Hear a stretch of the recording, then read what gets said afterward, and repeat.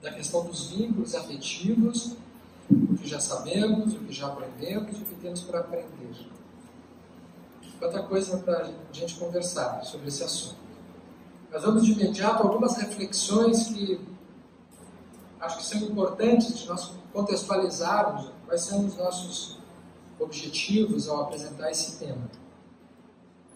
Eu e a Janine somos casados 35, né, Janine? 35 anos. Bem, se ela lembrava, eu lembrava que eu fazia um teste. Há 35 anos, né? E tanto ela quanto eu, de família espírita, desde cedo, nos conhecemos no movimento espírita e juntos nos reconhecemos e nos escolhemos. Tem tudo para dar certo. Depois de 35 anos, podemos dizer que tem uma experiência vasta juntos. Temos 3 filhos, 2 netas que estão de aniversário depois da manhã. Não? É isso? Hoje é dia 20? Não, é de terça-feira então, né? Hoje é dia 23, está fazendo 3 anos. Uma história de muito crescimento na nossa relação, e como toda relação, de muitos conflitos, de muitas experiências de desafio e de muita felicidade por estarmos conseguindo vivenciar tudo isso. Mas é sempre muito importante dizer que, como qualquer relacionamento, nós não temos a mínima intenção de servir de modelo, exemplo, alguma coisa parecida para quem quer que seja, senão compartilhar experiências de conhecimentos adquiridos na nossa vida, também no nosso campo profissional. Eu sou psiquiatra, ela é psicóloga, né? Então isso gera também um espaço, um continente de oportunidades de reflexão também em torno dessa atividade comum. Mas então a nossa experiência é muito baseada em fatos, né? Totalmente baseada em fatos, no dia a dia, e acho que isso é muito interessante da gente, em algum momento, tentar compartilhar reflexões, né? Conforme dissemos ontem, são convites para abrirmos novas questões, indagações e caminhos.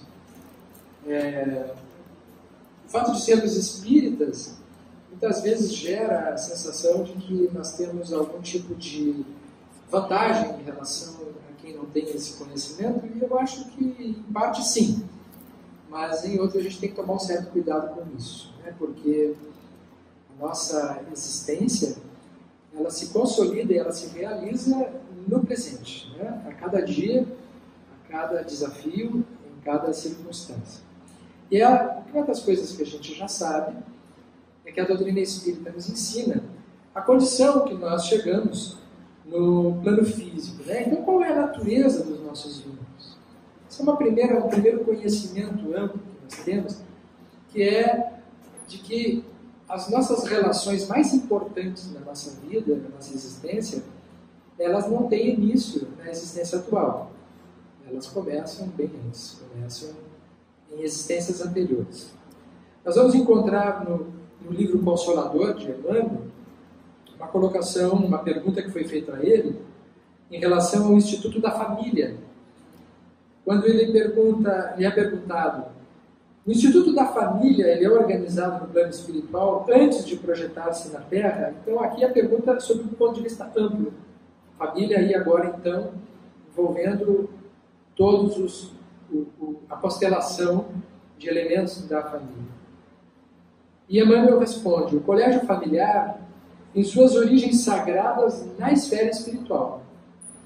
Em seus laços reúnem-se todos aqueles que se comprometeram no além a desenvolver na Terra uma tarefa construtiva de fraternidade real e definitiva. Preponderam nesse Instituto Divino os elos do amor. Vejam que interessante isso, né? Acho que eu gostaria de sublinhar essa colocação de Emmanuel, e logo a seguir nós veremos qual é a colocação do Espírito de Verdade no Evangelho segundo o Espiritismo. Que nós temos uma ideia errada de que na família estão reunidos predominantemente os desafetos. E não é isso, é o contrário. Preponderam nesse Instituto Divino os elos do amor, fundidos nas experiências de outras eras. Eu não sei se essa notícia é boa ou é ruim, né? Porque quando a gente tem problemas na família, a gente geralmente diz assim: é porque esse é inimigo do passado, certo? Né? Só pode. Tantas diferenças, encrencas, então isso deve ser porque nas outras encarnações nós éramos adversários, e então agora nós estamos tempurando essas experiências e vai ter alguma vantagem nisso. Outras pessoas chegam a pensar: a vantagem vai ser nunca mais precisar encontrar, porque uma vez saldada a dívida do passado, como qualquer conta fica para trás, a gente vai para outras oportunidades. Muita gente que tem essa ideia. A notícia ruim é que não, é que esses que a gente está brigando, eles não são os inimigos, esses são os amigos, esses são os afetos. Os inimigos ainda não chegaram. Então é bom da gente tratar de tentar se dar bem com os que a gente ama, porque se já está difícil, agora imagina como será quando chegarem as complicações. Mas brincadeiras à parte, segue o mentor dizendo: todavia aí ocorrem igualmente os ódios e as perseguições do pretérito obscuro, a fim de se transfundirem em solidariedade fraternal com vistas ao futuro. É claro que nesta heterogeneidade do ambiente familiar, nós vamos encontrar de todo tipo de relacionamentos. E alguns, obviamente, são visivelmente de conflitos espontâneos, principalmente na relação filhos, pais, irmãos, que nós observamos. Mas para arrematar qual a natureza dos vínculos espirituais, no Evangelho segundo o Espiritismo, no capítulo Honrai vosso pai e a vossa mãe, dentro da parentela corporal e parentela espiritual, a seguinte colocação: os que encarnam numa família, sobretudo como parentes próximos, são, as mais das vezes, espíritos simpáticos, ligados por anteriores relações, que se expressam por uma afeição recíproca na vida terrena. E assim é.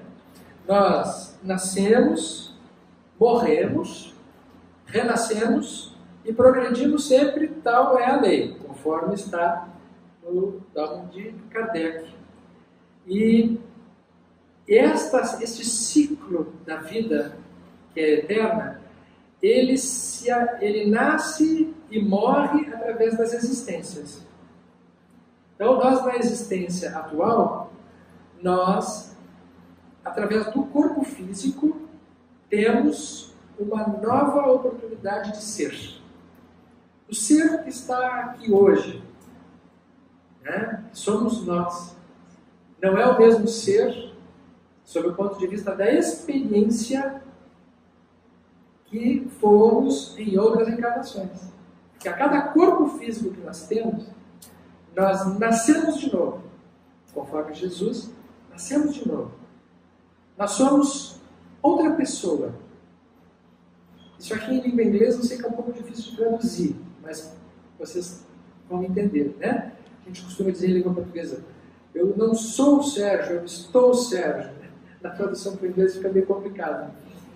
Mas querendo dizer assim, que nós temos uma vida eterna sob o ponto de vista espiritual.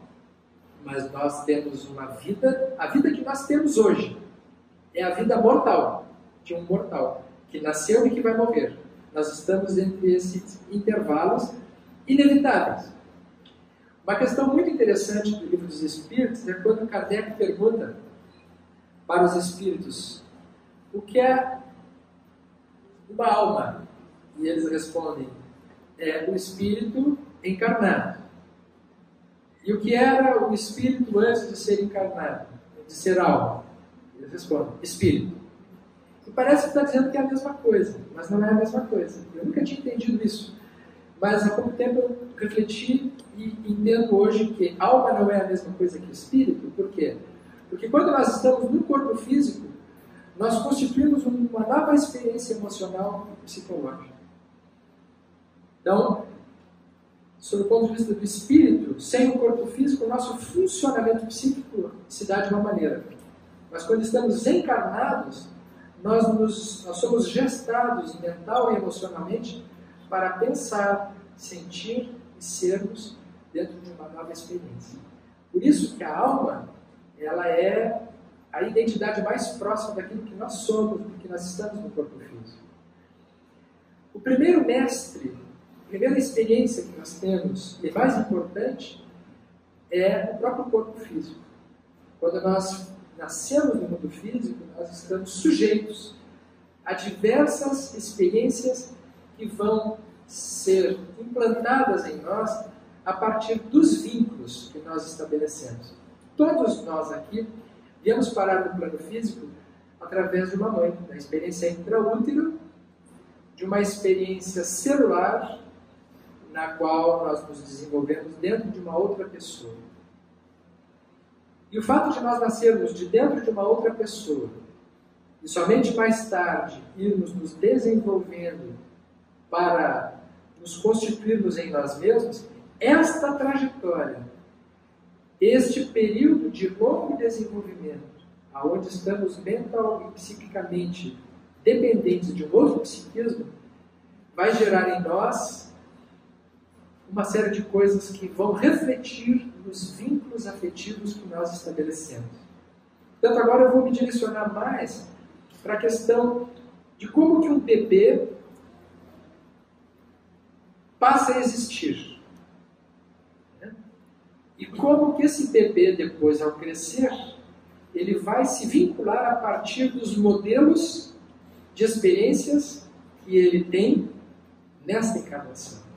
De dentro do útero, a partir dos cuidados maternos, paternos do ambiente, que tenha ou não, nos primeiros anos, e o que ele vem a se transformar no momento que ele cresce, sob o ponto de vista da mente. Porque nós nascemos biologicamente numa determinada data. Comemoramos isso no dia do nosso aniversário. No entanto, nós existimos dentro da experiência física 9 meses antes, desde a fecundação. E sob o ponto de vista psicológico, nós poderemos nascer ou não mais adiante, dependendo do andamento das relações que nós temos na infância. Tem pessoas que ainda não nasceram psicologicamente, estão encarnadas no corpo físico, já existem biologicamente, mas ainda não existem. Porque ainda funcionam, muitos de nós funcionamos ainda, de forma fusionada, de forma misturada com as mentes que estavam na constituição do nosso psiquismo, como pai, mãe, principalmente nessas relações que não se deram ao acaso, mas que estão sujeitas a etapas que precisam acontecer para que o indivíduo se desenvolva, se individue, que se torne realmente alguém com uma identidade própria. Por que isso é importante que nós estamos falando? Porque nós vemos que os relacionamentos, os vínculos afetivos, eles são, sem dúvida alguma, o motivo principal. A gente que trabalha como terapeuta sabe, as pessoas quando vêm procurar a gente para fazer uma terapia, o pessoal busca um psiquiatra, por exemplo. É muito comum procurar por vários sintomas. Eu estou me sentindo desse jeito, eu estou com angústia, eu estou com uma depressão, eu estou com pânico, sintomas de medo. Os pacientes já chegam com diagnóstico, inclusive, eu sou TOC, eu sou bipolar, eu tenho autismo, eu tenho TDAH, a pessoa já chega diagnosticada, né, pelo Google, por todos os institutos que geram a nossa realidade atual. As pessoas chegam assim, aí se como terapeuta a gente é um pouco mais atento e não embarca de primeira nessa possibilidade, e a gente vai além do quadro diagnóstico em si, que cabe muita gente, encaixa-se muita gente nesses conceitos, e a gente começa a perguntar sobre a vida da pessoa e o que faz realmente a pessoa estar na consulta. Em seguida, o assunto que vem é algum tipo de drama afetivo, de relacionamento. E quanto mais jovem a pessoa, maior a chance de ser um drama de amor, entre aspas, né? De um relacionamento. Ou é alguma encrenca de um relacionamento que não deu certo, ou é uma relação que está indo de mal a pior, ou é o desejo de ter alguém, O ser humano ele nasce com o desejo de se realizar afetivamente. Isso é intrínseco. É intrínseco. Todos nós somos movidos por uma ânsia enorme de dar o certo com alguém. E esse dar o certo com alguém tem na raiz da nossa experiência interna um desejo muito grande de constituir esses laços familiares que fazem parte do motivo principal de nós termos reencarnados aqui. Diz que a família é o instituto ouro da nossa existência. Mas nós veremos então, conversando com homens e mulheres de forma diversa, que todos nós temos estas ideias, esses desejos. O ser humano ele é vocacionado ao desejo de se relacionar e se realizar através de relacionamentos. Né? Então, só que as estatísticas hoje são dramáticas. Nós vemos que a maior parte, hoje já passa de 50% dos casais que começam a se relacionar, a maioria se separa. Né? Mais de 50% a 70% hoje não resistem aos primeiros 15 anos de relacionamento. 70% ou 80% desses que ficam não vivem bem. E é muito frequente que os casais que tenham filhos, a sua maioria apresentem uma perda importante do desejo sexual e do interesse sexual até os 3 primeiros anos dos filhos, onde muitas vezes as relações se esfacelam e aquele enamoramento inicial, aquele motivo de estarem juntos, deixa de existir. Então vemos que essas estatísticas não sei se salvou alguém aqui depois dessa colocação. Né? Então nós vemos que existe uma desarmonia, diríamos assim, que há nós não podemos dizer, o que eu estou dizendo? Não deu certo, tinha que se separar porque eram inimigos do passado, não é? E aí separar porque já tinha alguma desavença anterior. Outro dia eu encontrei no meio espírita um companheiro que estava indo para o 5º casamento, porque ele ainda não tinha encontrado a alma gêmea dele. Ele estava dando azar, que ele disse que estava ressarcindo ainda os débitos do passado, já estava com 5 pensões para as esposas, e se sentindo um grande missionário, repartindo em todos os sentidos aquilo que ele trazia. Então, a gente tem que tomar um certo cuidado com esses conceitos, porque, conforme nós vemos nas colocações, essas relações não são desarmônicas, elas são harmônicas. O que não está harmonizado é a pessoa consigo mesma.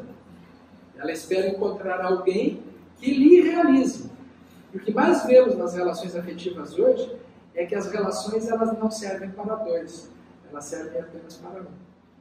Dentro desse esquema que falamos, nós veremos que as estruturas mentais nossas que estão envolvidas nos relacionamentos normalmente são estruturas mentais e emocionais muito imaturas, muito infantis, de muito pouca maturidade emocional. Isso é o responsável pelas relações não fluírem e não terem desfechos mais satisfatórios.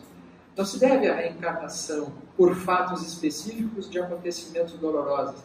Se deve à imaturidade espiritual que no momento em que nós estamos vivenciando no plano físico essas experiências, nós ainda não nos desenvolvemos de modo mais maduro e por conta disso nós nos relacionamos mal, frequentemente com filhos, com pais, com marido, com esposa, com os colegas do centro espírita, com os colegas do trabalho. As brigas da família espírita refletem isso também. E aí não daria tempo para a gente entrar e nem deve entrar nesse campo, porque o palco da dificuldade de relacionamentos é muito grande devido a esses fatores. O bebê nasce no mundo e ele não nasce sabendo que existe. O bebê não sabe, o bebê não existe. Essa entidade, o bebê, não existe sozinho. Por quê? Porque ele somente vai se dar conta muito tempo depois, na relação com a sua mãe, que ela é uma outra pessoa. Ela é uma outra pessoa. É muito interessante aquela etapa do bebê, quando ele descobre a mão, né? Se surpreende, olha para a mão, assim, que existe alguma coisa que sai dele, mas que ele não sabe que existe, que é dele mesmo. Se surpreende como se a mão fosse um objeto externo. Né? E para o bebê só existe ele. O bebê chora e se tudo estiver bem no ambiente, a mãe dá ao peito o alimento e ele se sacia. Ele não sabe que existe uma mãe que foi até a cozinha preparar a mamadeira. Ele sabe que chora e aquilo passa. E dependendo dessa mãe, o olhar que ela tenha para esse bebê, ela vai se nutrir não apenas do leite, vai se nutrir do olhar que a mãe tenha para o bebê. A partir de agora, quando eu falar mãe, entenda-se mãe como uma função. Pode ser a mãe biológica, pode ser uma mãe adotiva, pode ser um homem, né, que cumpra essa função materna primária, que é de acolher esse psíquico inicial que está se constituindo. Esta fase do olhar que vai constituir a pessoa, ela é o continente de tudo que nós seremos no que se relaciona à autoestima. Porque nesse ambiente, hoje, nós temos mães deprimidas, mães ausentes, mães preocupadas, mães irritadas. E o olhar dessas mães, ele passará para o bebê a noção destas experiências. Quando um olhar ele não é espelho, quando um olhar ele não espelha algo positivo, ele estará transmitindo a impressão que aquele indivíduo irá formar de si mesmo no desenvolvimento. São conceitos muito complexos, isso envolve todo o conhecimento da psicanálise. Donald Winnicott, Freud, Melanie Klein, Heinz Kohut, Bion, vários autores da psicanálise estudam profundamente esses temas, e hoje nós entendemos que a matriz dos vínculos afetivos estará muito de como se constituíram essas etapas da nossa existência. A entrada do pai como função também, que veremos logo a seguir nas relações como isso se estabelece. O pai, quando o segundo que entra naquela relação, tem uma função muito importante, chamaríamos hoje da função paterna.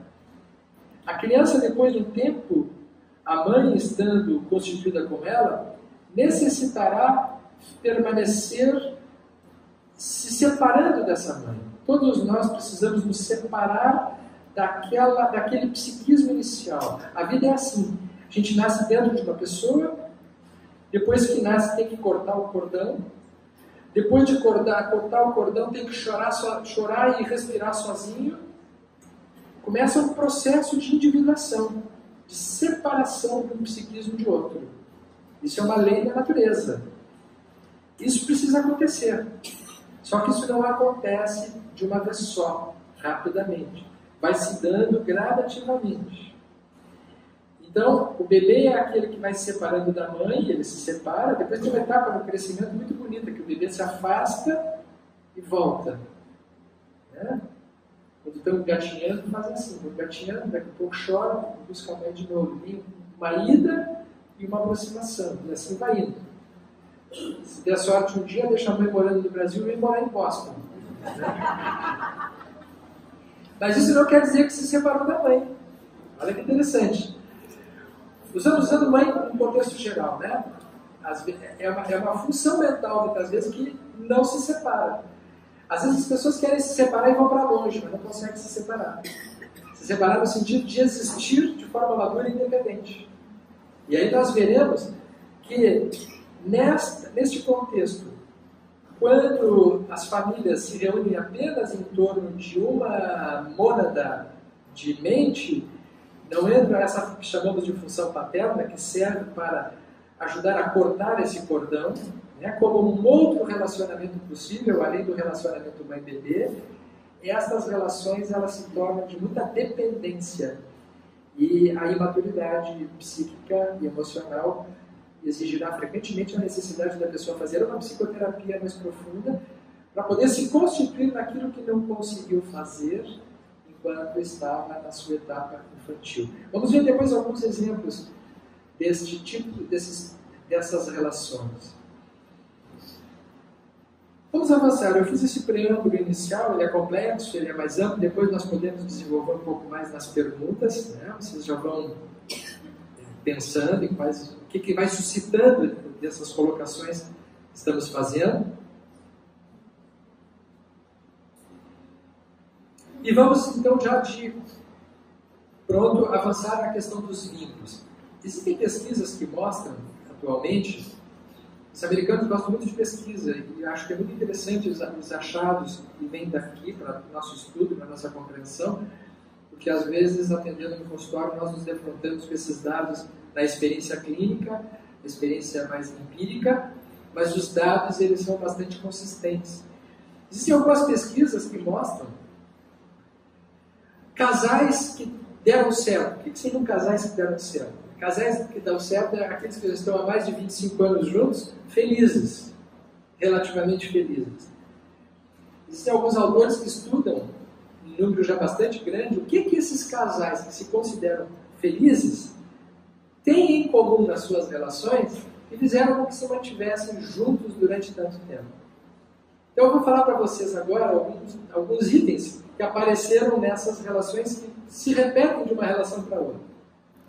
O primeiro item é o item que é a capacidade de deixar a família de origem. Tem muitos casais que passam a viver juntos, mas continuam regidos pela família de origem.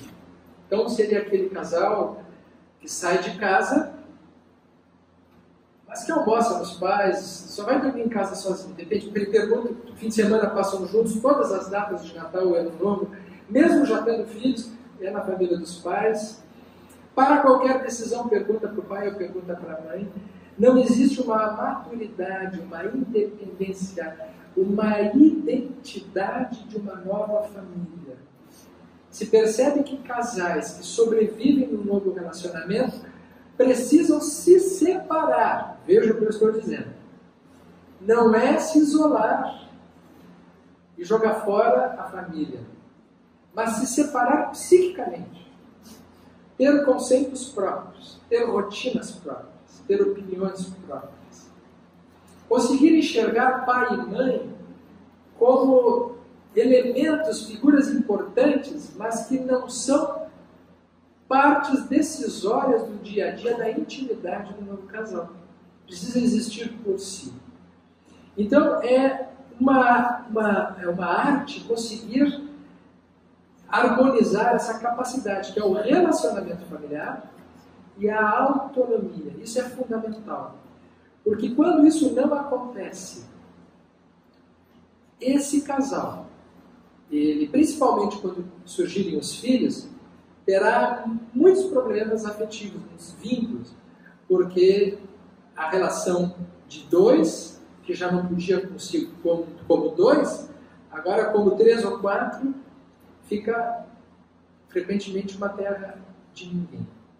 E aí nós veremos uma geração inteira as crianças estão sendo cuidadas pelos avós, não é por acaso, né? Porque os avós já cuidavam, né? Enquanto pais já tinham essa soberania, né? que se formou durante o processo que estávamos falando. Não houve aquela desvinculação. Entre os casais, o outro item então, que aparece vinculado a isso, que é a capacidade de administrar a união, a necessidade de estar junto, e a autonomia, a capacidade de continuar a existir sozinho, por si mesmo. Existe uma frase que diz assim: quando a gente casa, a gente se transforma em um só. Falso. Né? A gente, quando se casa, precisa continuar sendo dois e caminhar juntos, olhando numa mesma direção, mas cada um tendo a sua identidade, a sua autonomia. Isso é fundamental porque é comum nós vermos nas relações um ter que deixar de existir, de ser como é, para se encaixar nas demandas e necessidades da vida do outro. Esta concessão, que é útil no relacionamento até certo ponto, porque também a gente precisa abrir mão para caber e encaixar nas condições do outro, né? Não pode ser a tal ponto em que haja uma anulação da identidade, das preferências, né? Vemos pessoas que vão abdicando daquilo que é importante para si para encaixar com o outro. Aí o o homem não pode mais jogar futebol, a mulher não pode mais sair com as amigas, porque vai tendo que encaixar um regime de punição quase, né? Eu não faço isso, mas também não vai poder fazer mais aquilo. O resultado disso é um aprisionamento dentro de um campo de concentração, que se transforma no instituto do matrimônio, né? Do matrimônio. Não vou fazer diferença agora na nossa colocação entre relações hetero- ou homossexuais, isso vale para tudo, porque é a função mental que está envolvida nesse aspecto, né? O que está em questão aqui é que nesse âmbito de relacionamento existem esses movimentos que precisam ser respeitados. Nesse item é muito interessante que às vezes existe um movimento de tentativa de posse mental do outro. Ela diz assim, mas o que você está pensando? Tem pessoas que dizem assim, não, mas eu falo tudo que eu estou pensando. Né? E quando não fala, gera uma briga. Mas por que não falou isso? Está me escondendo alguma coisa. Isso é muito grave no que diz respeito à questão da privacidade mental. Uma área de privacidade. Um espaço sagrado de existência individual. Hoje nós temos relacionamentos que já as pessoas viveram outros relacionamentos, por exemplo. Então é interessante ficar sabendo tudo que aconteceu na relação anterior. Né?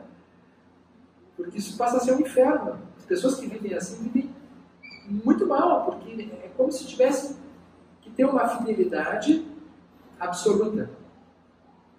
Entendendo, possuir a mente do outro como um atestado de fidelidade. Neste movimento de ter que saber da mente do outro, nós encontramos um remanescente daquela onipotência do bebê que tem uma mãe que lhe provê tudo, além do necessário. São bebês que tiveram uma hiperalimentação mental. Foram invadidos mentalmente pelo psiquismo, o envolvimento mental com a mãe principalmente. Então, não sabem viver de forma autônoma. Não conseguiram se separar. Geralmente são crianças que não tiveram um desmame correto, um período mais adequado, não tiveram a experiência de existirem sozinhos, não conseguiram brincar sozinhos, tinham sempre que estar acompanhados, tinha sempre que ter alguém olhando. Né? Então, logo que quando surge uma relação onde o outro tem um universo próprio, é como se fosse haver um colapso mental. É por isso que dissemos que as experiências da infância, elas são determinantes na maturidade maior ou menor que nós teremos na vida adulta.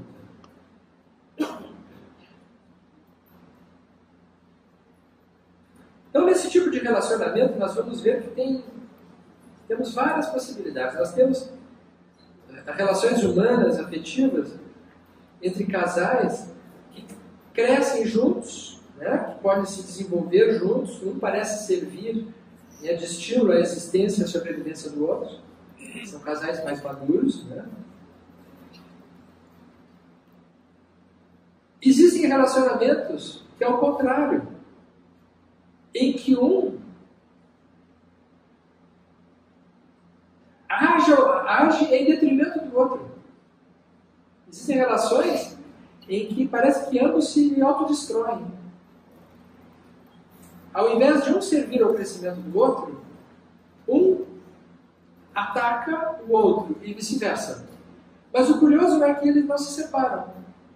Vão se mantendo juntos em regime de sofrimento. Existem relacionamentos que os pares se acompanham, mas até certo ponto apenas. Não se prejudicam, mas também não crescem juntos. São relacionamentos que vão avançando como se fossem estranhos, mas também não se mantêm juntos. Vão se mantendo juntos. Né? Existem relacionamentos que um cresce e o outro não. Nesses modelos, nós temos várias possibilidades de arranjos que vão se mostrando a partir dessas configurações. Um outro aspecto que é interessante nós pensarmos é assim: existem casais que só são casais quando são só dois. Um tem que viver para o outro para um. Se nasce um filho naquele meio, desarranja tudo. Porque se o casal não cria um espaço mental para a autonomia e para que um possa existir com o outro se abastecendo, mas também sabendo gerir a sua própria vida, dificilmente uma criança, quando nasce ali, vai gerar crescimento. No primeiro momento, pelo menos. Porque vai ser sentida a existência de uma criança como um corte, como um prejuízo nas atenções que a pessoa estava tendo até aquele momento. Então, é muito frequente assim, que as estatísticas mostram que 40% das crianças apresentam rompimento conjugal antes dos 15 anos e aumentando o número de separações entre 1 e 3 anos de idade, cada vez mais.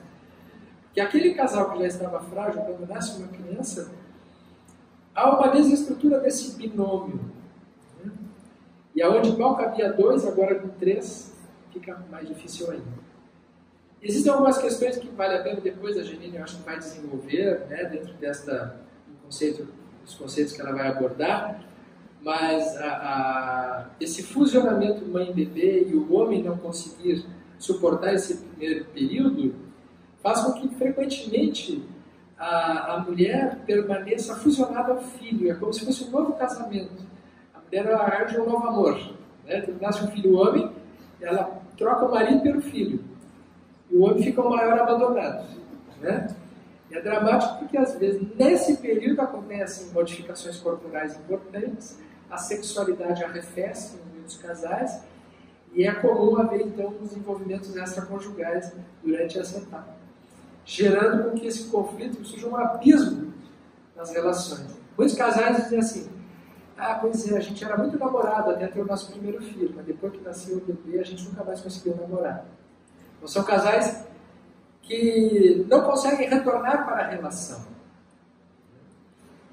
É muito interessante porque o elemento masculino da relação teria uma função, que é chamado assim de interdito paterno.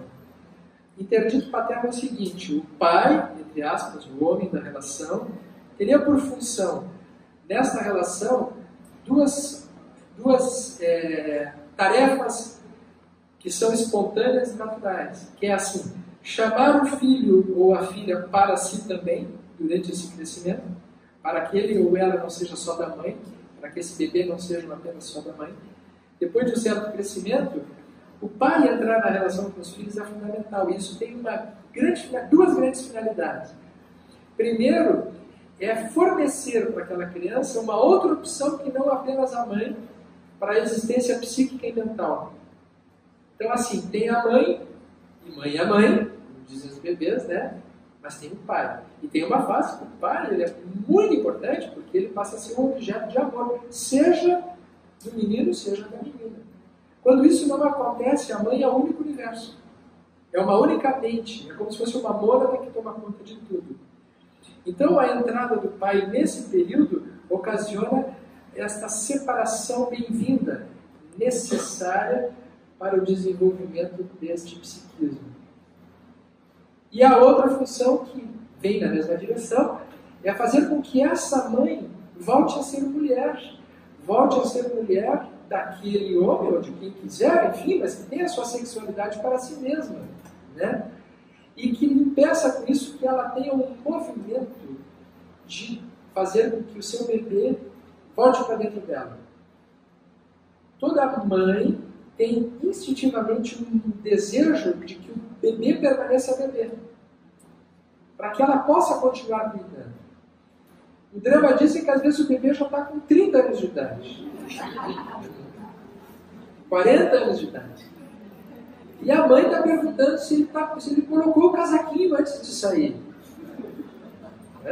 É um movimento, é uma função materna que só é interditada se no relacionamento o elemento masculino corta e leva esse bebê para ele também. Isso tem uma função libertadora. Libertadora. O psíquico necessita deste tipo de frustração para que possa se individuar, para que possa se desenvolver. Então, neste campo, o outro elemento que surge, então, é a manutenção da sexualidade do casal.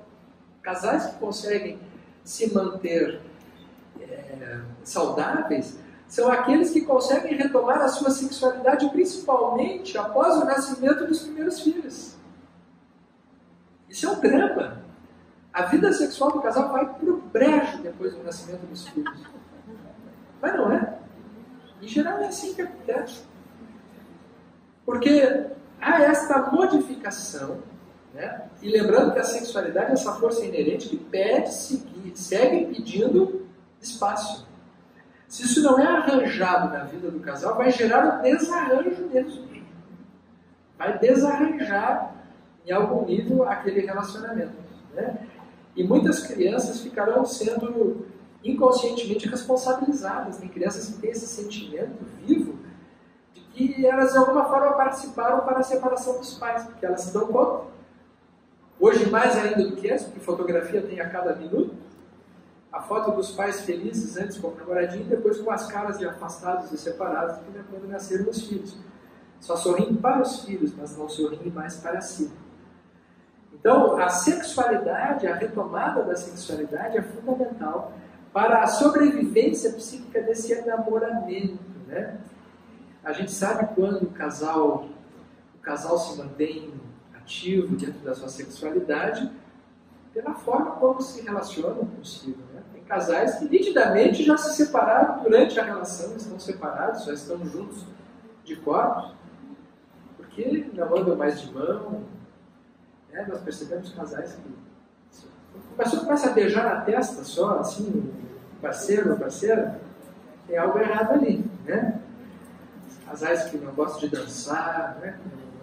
Não tem momentos que saem sozinhos, que têm prazer em deixar os filhos com os avós, ou quem possa cuidar para manterem esse espaço que envolve a libido. Isso é fundamental. Esse é um dado fundamental. E não adianta querer que isso... Tem muita gente que, para não enfrentar esse tipo de questão, que uma das coisas que a gente vê na nossa atividade profissional é assim. As pessoas procuram a gente, estamos com um problema. Eu sou médico espírita, as pessoas procuram a gente assim, eu estou com um problema de obsessão. Um problema espiritual. Meu marido está com uma obsessão. E aí a gente vai ver qual é a obsessão. Muitas vezes até está mesmo. Os espíritos oportunistas se aproveitam desses desarranjos de encaixes de vínculos para desestruturarem as relações. Isso acontece. Mas a causa não é espiritual. A causa, no sentido da influência, a causa ela é uma não resolução, né, um não enfrentamento destas dificuldades. Então a pessoa chega e diz, meu marido está com problema espiritual. E a gente vai ver, sim, mas com essa relação que vocês têm, só pode ter problema espiritual. Porque não se elogiam, só se acusam, né? Não tem intimidade. A mulher se queixa do marido por várias coisas. De noite o marido procura a mulher para ter relações, ela está mal com ele. Aí ele fica mal porque ela não transa com ele. E aí entra numa roda viva, onde há um afastamento, um distanciamento do casal. Essa é a realidade. Esses são os fatos muito comuns, né? A mulher, quando depois de um certo tempo para de perguntar para o marido o que ele está achando dela, né? As artimanhas femininas. Tem perguntas de mulher que são muito complicadas, né? Quando a mulher chega para a gente assim, não está notando alguma coisa diferente em mim? É terrível essa pergunta, né? E a gente olha e diz, será o cabelo, cortou o cabelo, pintou o cabelo, não sabe o que é, né? Perguntas perigosas, né? É interessante, o homem todo dia de manhã bater uma foto da mulher, e hoje de noite, é para ver se no dia seguinte continua igual, né? Porque nós homens temos essa cegueira, essa incapacidade, às vezes, de encontrar o óbvio na nossa frente, né? Tem perguntas muito difíceis nas artimanhas femininas. Minha esposa pergunta assim, tu ainda me achas bonita? Essa é uma pergunta complicada, Né? Porque não, que a resposta é óbvia, né? Todo marido inteligente vai dizer que sim. Né? Mas o problema não era a resposta, o problema é o tempo que a gente leva no tempo certo para responder. A mulher pergunta assim: tu ainda me achas bonito? Demorar um pouquinho mais para responder, isso vai gerar problemas para a eternidade. Para a eternidade, né? Se ela responde muito demoradamente, é um problema. Se responder muito rápido, também é um problema. Me achas bonito? Ele sim, sim, sim. Você não pensou na resposta, né? Fugiu da resposta. A mulher é hábil para isso, ela percebe se aquilo ali está no timing perfeito para aquela resposta. Então são artimanhas que mostram que nós temos estas variações dentro dos grupos. Estou citando aqui entre nós para a gente poder depois pensar esses assuntos, né? Qual é o outro elemento? Que a relação se mantenha divertida e interessante. Né? Uma das coisas dramáticas no relacionamento de vínculos é quando se perde o humor. Quando um perde a capacidade de rir do outro. De rir do outro. Casais que não riem juntos viverão uma vida de amarguras.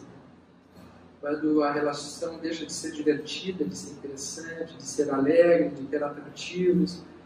Isto, os casais que permanecem satisfatoriamente juntos, eles mostram essa característica, bem como mostram a característica de brigar juntos. É muito curioso quando casais perdem a capacidade de serem espontâneos e francos. São aqueles casais que, no oposto disso, se mostram pacíficos. Vocês não conhecem casais? Às vezes estão assim, há 25 anos juntos. A gente pergunta, mas já nunca brigamos. Nunca brigamos, nunca deu uma briga. Mas o dia que tem uma briga, separa. Não sobra pedra sobre pedra. Não resiste. Porque são estranhos. São estranhos. Normalmente têm vidas tão separadas, tão individuais, que são apenas inquilinos de um mesmo instituto chamado, de um condomínio chamado família. É curioso que na natureza, na biologia, nós encontramos vários desses modelos, na biologia também. Espécies que são comensais. Espécies comensais. Existe uma aproximação do conceito psíquico que nós estamos falando com alguns modelos de biologia ou em ecologia. Os comensais são espécies que um se utiliza do que o outro fornece, mas não cresce com aquela espécie que está do lado dela. São comensais. Vivem juntos, mas um não faz tanta diferença para o outro, sob o ponto de vista do crescimento. Como se diz, são casais que não acrescentam e nem desacrescentam. Simplesmente estão ali. Assim como existem os casais que são parasitas. Parasitários um para o outro. Um parece que existe para prejudicar o outro. Como no modelo do parasitismo. Né? Uma espécie se nutre da outra e suga a outra. Existem casais que funcionam na forma do mutualismo. O mutualismo em biologia é assim. Existe o mutualismo facultativo e o mutualismo obrigatório. O mutualismo obrigatório são duas espécies que, para uma existir, precisam da outra. Né? Então, um fornece o alimento para a outra e vice-versa. E as duas crescem juntas. São aqueles casais que vão num caso e ficam 50 anos juntos. E quando um morre, um ano depois o outro morre. Né? Porque existe uma simbiose tal que fornece crescimento. Isso não quer dizer que seja ruim. O ruim é quando estão simbióticos e um prejudicando o outro. Né? E não conseguem se separar. É uma forma fusional que gera prejuízo no desenvolvimento pessoal. Mas existe também o mutualismo facultativo, que é quando assim, nós estamos juntos, nós crescemos juntos, mas se um faltar, esse sobrevive, ele segue adiante também. Então existe uma autonomia de consciência. Na natureza nós encontramos esses modelos. Existe um modelo na biologia também que se chama de amensalismo. Amensalismo são quando uma espécie ela inibe o crescimento da outra. Existem alguns tipos de algas no mar que, quando elas estão presentes, nenhuma espécie se desenvolve em torno. Nos campos também, né? Tem alguns tipos de substâncias tóxicas que, onde elas estão, nenhuma espécie cresce em volta. Em relacionamentos nós vemos isso também. Aí já até extrapolando a questão do relacionamento de casal, onde isso também é presente, que são relacionamentos assim sugadores. Uma relação onde uma pessoa está, ela é uma pessoa boa, uma pessoa produtiva, mas quando ela está junto da outra, ela fica inibida, ela fica paralisada na história produtiva. Nas instituições isso é muito interessante. Às vezes tem uma instituição, agora avançando um pouco no nosso campo, né? Tem pessoas que entram numa instituição, no trabalho, e o trabalho paralisa. E a gente olha para aquela pessoa e diz assim, mas parece uma pessoa tão boa, né? Mas uma pessoa, assim, geralmente é uma pessoa que tem muitas opiniões, coloca advertências em vários aspectos, mas a gente vai ver, depois que aquela pessoa entrou, o trabalho murchou. Como se as espécies em torno perdessem a vitalidade. Na natureza nós vemos isso. São os amensais. Existem alguns tipos de sementes de árvores que, quando crescem, nenhuma vegetação em torno se desenvolve. E existem algumas pessoas que, quando entram na convivência de grupos, elas não deixam, elas não permitem, ou elas geram algum tipo de toxina, né, mental que impede o crescimento alheio. Muito importante nós observarmos nos nossos grupos de trabalho quando é que uma pessoa que tem muitos conceitos, muitas teorias, muitas formulações, muitas colocações que às vezes são brilhantes mentalmente, mas se vai olhar não tem frutos, não tem desenvolvimento. E aí, às vezes, é até complicado saber o que fazer com pessoas assim, porque são pessoas que muitas vezes precisam ser afastadas, né? Sob pena de o trabalho murchar. E relacionamentos também é assim. Tem relacionamentos que são amensais. Às vezes a gente vê assim uma pessoa num relacionamento, um homem ou uma mulher, que estando juntos, eles não crescem. E depois de se separarem, conhecem uma outra pessoa e desabrocha, floresce e vai adiante. Né? Então são relacionamentos que não há a possibilidade, né, o crescimento para um ou para outro. Uma relação satisfatória é uma relação que sirva para dois, pelo menos, né? E não que sirva para um só, em que ambos possam se desenvolver. E eu colocaria, para não nos avançarmos muito, né, nesses conceitos que são infindáveis, que um achado muito importante que eu colocaria como central nessas pesquisas que não são tão divulgadas, mas que a nossa prática clínica mostra, é a espiritualidade. Os casais que cultivam a espiritualidade. Espiritualidade genuína, a espiritualidade que vivifica, né? Que cultiva algum tipo de religiosidade. Né? Nós, no nosso meio espírita, vemos muito isso. Casais que se acompanham nesse campo também. Quantas vezes uma desarmonia emocional ela vai se potencializando até que nós nos socorremos da presença de uma casa espírita, da oração, do evangelho no lar, e vemos depois disso que esse componente de acirramento de ânimos, de acentuação de animosidades, está acrescido de influências espirituais, que ficam fazendo parte como verdadeiros parasitas do campo psíquico da família. Então eu colocaria hoje como um elemento fabuloso que a gente precisa desenvolver cada vez mais, é a instituir a espiritualidade cada vez mais dentro das famílias. Né? O cultivo da espiritualidade, dos valores espirituais, de algum tipo de prática espiritual. Não é preciso que todo mundo tenha a mesma religião. Mas, por exemplo, o evangelho no lar, que pode ser o momento de oração no lar, se um é de uma religião, outro é de outra, poder tornar aquele momento, já que um tem uma religião, um tipo de espiritualidade, poder praticar, através da sintonia mental na família, uma prática de harmonização de ambientes. É como se fosse uma asepsia. É como se fosse um trabalho de desintoxicação de ambiente.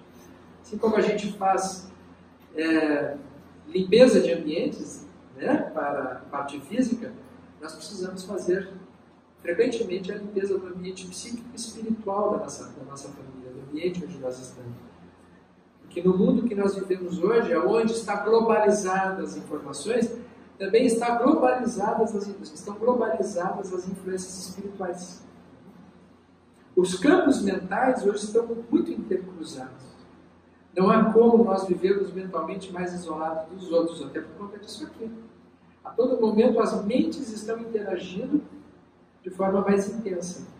O concomitante disso é a interação espiritual. As influências espirituais estão mais intensas nesse momento. Mais intensas. Mas a capacidade de comunicação psíquica com o mundo invisível se acentuou enormemente. É diferente de quando aqui em Boston, para poder alguém ir do campo para a cidade, demorava um tempo até encontrar uma outra pessoa, ficava lá um tempo fazendo a sua atividade rural, e quando ia no distrito, é que ia conviver com os outros. Hoje em dia, quem vive no rural está envolvido no urbano e instantaneamente sabendo do que acontece no mundo todo naquele exato momento. O concomitante disso significa que as sintonias espirituais, hoje, elas são instantâneas. Elas não demoram mais para acontecer. Elas se dão de forma digitalizada, vamos dizer assim, no nosso campo mental. O resultado disso é uma confusão de pensamentos, né? Uma confusão de emoções, aonde a família e os vínculos são os principais receptores. Então não há outro jeito, a não ser nós nos conhecermos a nós mesmos, nós nos desenvolvermos por nós mesmos, nos comprometermos amorosamente uns com os outros, tentarmos ser cada vez mais solidários e francos nas nossas relações, mas também avançar na direção da espiritualização. Porque se este elemento não estiver presente, nós vemos que com muito mais dificuldade vão acontecer esses imprevisíveis momentos que na nossa vida a gente passa a ter problemas que poderiam ter sido encaminhados de uma outra maneira. Então essa minha parte na apresentação tem a ideia de trazermos alguns conceitos. Vocês viram que eu fui bastante amplo nas colocações, falando desde a nossa constituição espiritual da família, uma pincelada a respeito da infância, os desenvolvimentos do nosso psiquismo desde o início, as condições mais práticas das relações afetivas que existem em geral nos relacionamentos entre casais, e terminando por fim na importância também dos fatores espirituais. Se todo mundo sobreviveu aí e acha que tem chance, anotem as questões em torno disso, e depois, mais na parte final, da parte da tarde, a gente então dá seguimento ao nosso diálogo. Eu queria deixar para vocês também, antes de encerrar, eu vi que muitos de vocês estão com o livro Leis Morais e Saúde Mental, que foi o primeiro livro que eu escrevi. E eu queria dizer para vocês que esse livro que eu escrevi com a doutora Irvênia e o Décio, O Cérebro Triuna, Serviço do Espírito, a minha parte, que é a terceira parte desse livro, trata exatamente das leis morais e os 3 andares da casa mental. Então, a continuação deste livro aí está atualizada nesta parte que eu escrevi aqui. Então, a questão assim da nossa ligação emocional. Aonde que as leis morais agem no nosso cérebro e no nosso psiquismo, elas estão nesse livro aqui. Ele é um livro complexo, particularmente porque a doutora Irvênia fez a parte inicial, toda uma formulação mais científica que envolve o cérebro. Nós lançamos agora esse ano, e está disponível para vocês, e quem queira compreender melhor essa obra, um curso online que nós demos, com mais de não sei quantos minutos, mais de 400 minutos, em que a doutora Irvênia, o Décio e eu damos aulas pormenorizadas sobre cada ponto do livro. E depois um debate, mais de um debate, os 3 debates nossos sobre o conteúdo desse livro. Eu fui acessar agora pela internet, eu vi que houve algum problema na disponibilização do curso. Mas entrando pelo site da AMB Brasil, ali ele tem este curso. E se vocês não conseguirem, eu me comprometo com vocês de mandar para o nosso grupo, Dirce, as aulas, tá? Para vocês não precisarem ter que comprar esse curso, que ele foi feito para beneficiar lá a obra da Seara da doutora Marlene, que ficou lá em São Paulo. Mas está muito travado então acho que a gente vai acabar distribuindo mesmo para vocês poderem conhecer e terem mais pormenores da explicação desse livro, tá bem? Gostaria de divulgar porque ele é realmente, vamos dizer, um estudo mais aprofundado. Eu vou dizer assim, eu diria para vocês que da minha parte, ela é a parte mais madura do que estava nesse livro aí. Esse é o pontapé inicial, mas a continuidade e o aprofundamento está aqui, né? Nesse livro assim. Tá bem? Vamos adiante? Falamos durante 1 hora, depois mais tarde continuaremos. Muito obrigado.